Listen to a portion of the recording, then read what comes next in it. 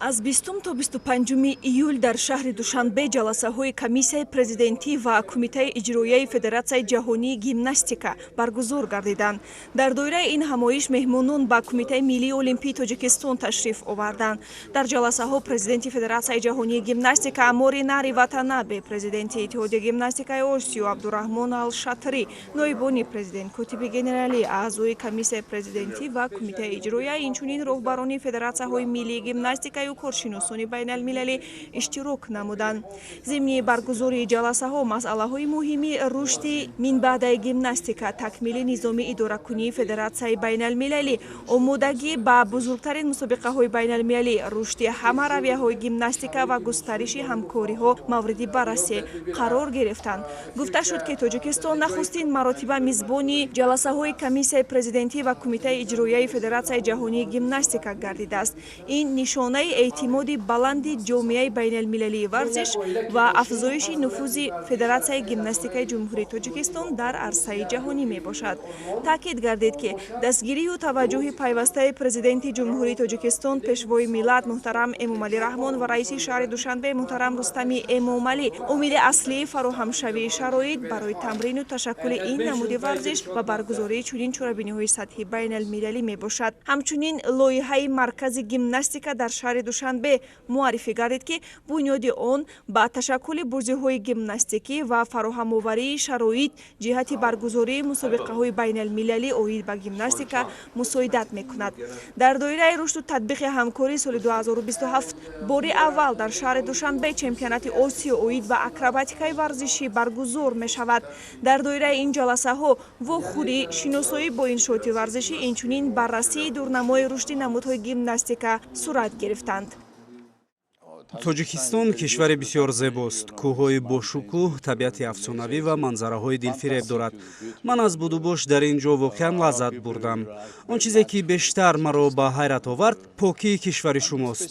Шаҳрҳо хело тозаанд, партовҳо ба назар намерасанд ва ҳар субҳ мардум барои тозаву озода нигоҳ доштани шаҳр саҳм мегузоранд. Аз рафтори онҳо эҳсос мешавад, ки мардуми Тоҷикистон кишвари худро самимона дӯст медоранд ва нисбат ба ҳамдигар эҳтироми зиёд доранд. Давлати шумо воқеан кишвари аҷибу зебост ва ман хеле хушҳолам, ки имкони сафар ба ин ҷо насибам гардид. Дар доираи ҳамоиши мазкур меҳмонон аз муассисаи давлатии мактаби махсуси варзишӣ захираҳои олимпии рақами 8 оид ба акробатикаи варзишӣ ва ҷаҳишдарбатут боздид намуданд. Зимни боздид меҳмонон бо шароити тамрин, имкониятҳои фароҳамшуда ва раванди омодагии варзишгарон дар риштаи акробатикаи варзишиву ҷаҳишдарбатут аз наздик шинос шуданд. Таъкид гардид, ки шавқу рағбати ҷавонон ба ин намуди варзиш хеле баланд буда, Федератсияи ҷаҳонии гимнастика омода аст барои рушди минбаъдаи онҳо ва дастгирии истеъдодҳои ҷавон тадбирҳои заруриро амалӣ намояд. қобили зикр аст, ки бори нахуст дар таърихи ҷаҳишдарбатути Тоҷикистон варзишгари тоҷик Комрон Ғоибов фароғати иштирок дар бозиҳои осиёи Айчи Нагояро ба даст овардааст. ӯ дар риштаи ҷаҳишдарбатут Тоҷикистонро дар ин мусобиқаи бо нуфузи қоравӣ муаррифӣ менамояд.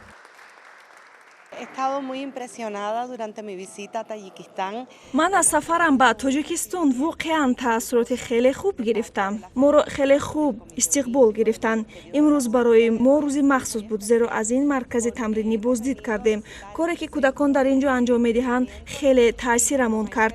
Мо дидем, ки онҳо дар гимнастикаи акробатикӣ, паркур ва гимнастикаи бадеӣ истеъдоди бузург доранд.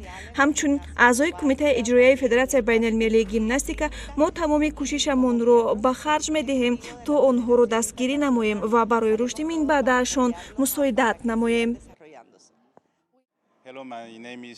банда яке аз ҳаммуассисони паркур ҳастам ва ҳамзамон раиси кумитаи техникии паркур дар ҳайати Федератсияи байналмилалии гимнастика мебошам. ин аввалин сафари ман ба Тоҷикистон аст. пештар дар Ӯзбекистон будам, аммо ба Тоҷикистон бори аввал омадам. рости ин кишвар барои ман як кашфиёти хеле гуворо буд.